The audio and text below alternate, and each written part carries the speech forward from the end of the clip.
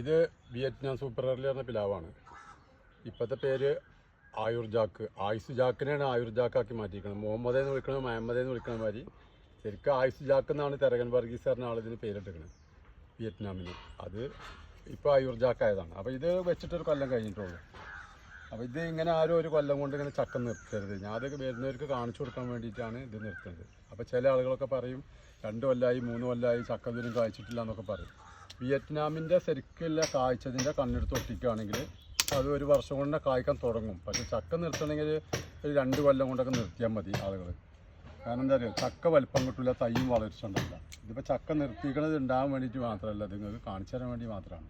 അപ്പോൾ ഇത്രയും ചെറിയ ചക്ക നിർത്തരുത്. ഇതുപോലെ ഇനി അപ്പുറത്തും ഉണ്ടോന്നും കാണിച്ചു തരാം.